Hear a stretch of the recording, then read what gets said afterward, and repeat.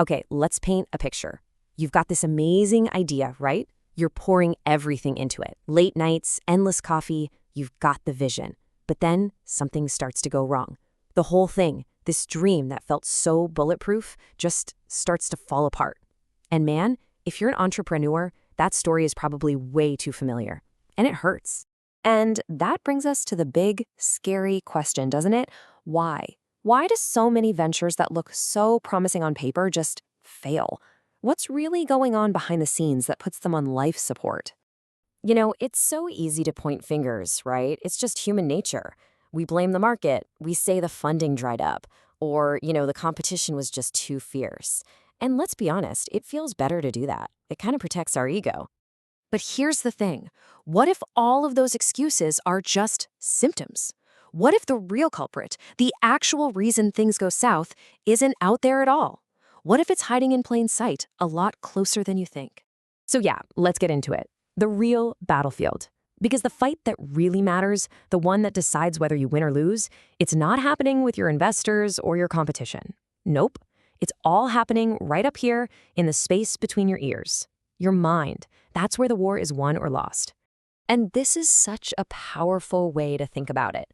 All those external things, the market, the funding, the competition, they're not the battle. They're just the arena.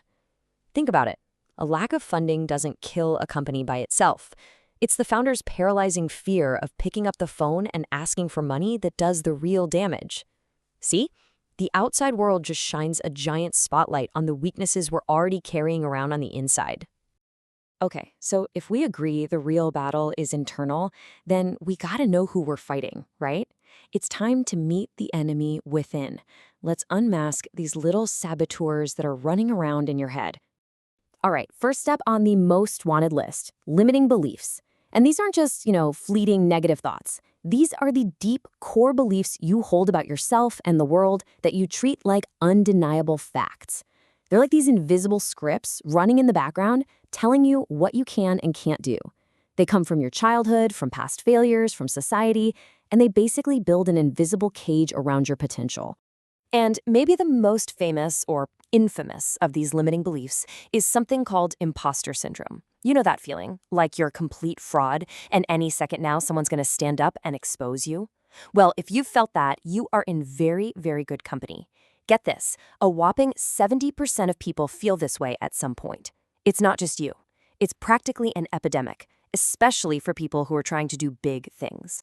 And this is exactly how that inner saboteur messes with you. It stops you from charging what you're actually worth, because deep down you're thinking, am I really good enough? It makes you shy away from those huge opportunities, whispering in your ear, well, you're not ready for that. Heck, it even stops you from hiring people who might be smarter than you, because what if they find out you don't know everything? It just convinces you to play it safe, to stay small.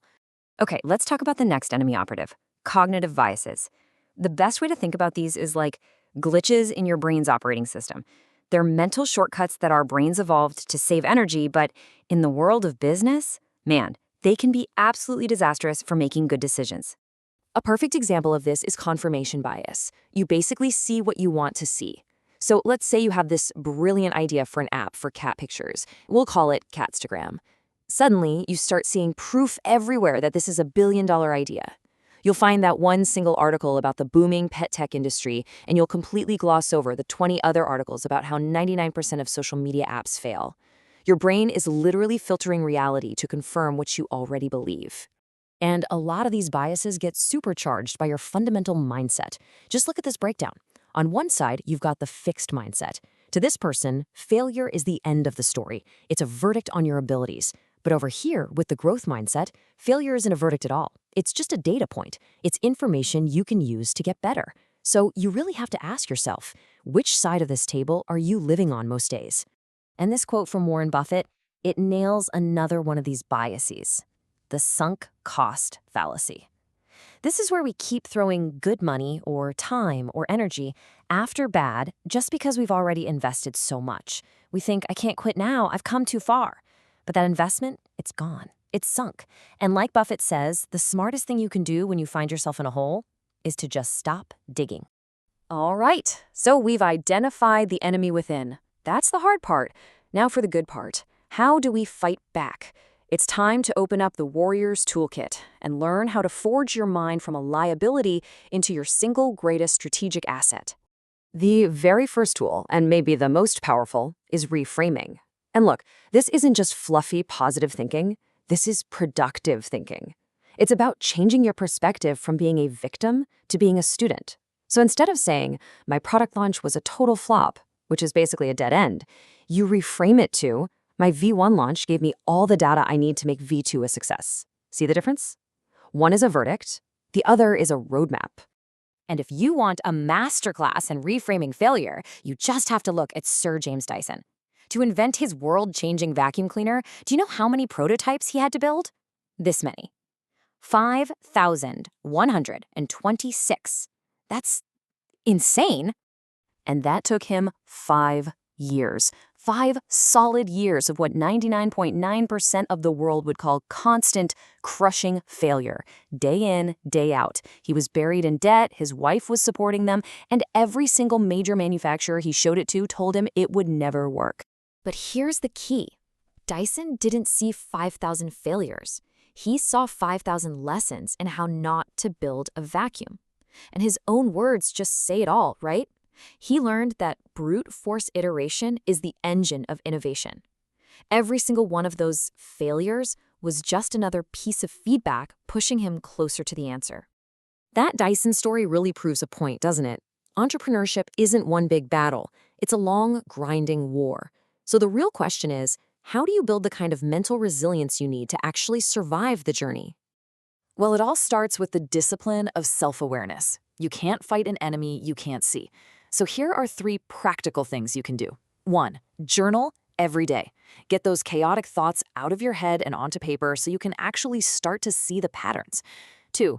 Practice mindfulness. Just 5 minutes a day can create this tiny little gap between you and your thoughts, which proves you're not your thoughts, you're the one observing them. And 3, use the 5 whys. When you feel a strong emotion, ask why, and then ask why again 5 times. It forces you to dig down to the root limiting belief that's really pulling the strings. And this is so important. No soldier wins a war fighting alone. You have got to build your support platoon. Get mentors who've been there who can tell you, hey, that's normal, I went through that too. Find a mastermind group for that peer accountability, people in the trenches with you. And at the very least, get an accountability partner, that one person who has permission to call you out on your own BS. This isn't a weakness. It's a strategic defense against the isolation where all that doubt and fear loves to grow. So let's bring it all home. We've seen that this whole entrepreneurial game, it isn't really a fight against the market or the competition. It's a fight against your own mind. And that means it's time for you to step up and take command of the battlefield. I want to leave you with this idea from the Roman Emperor Marcus Aurelius, a guy who knew a thing or two about battlefields. He said, the impediment to action advances action. What stands in the way becomes the way. Think about that. The obstacle in front of you isn't actually blocking the path. The obstacle is the path. The very thing you're most afraid of holds the exact instructions for your own growth. That fear of public speaking, that's the universe screaming at you that the way forward is to practice public speaking. So when it all comes down to it, you are the commander-in-chief of this battlefield in your mind. You decide, do you listen to the internal saboteurs or do you start deploying the strategies of a warrior? The only real question left is the one right here. What's your next order?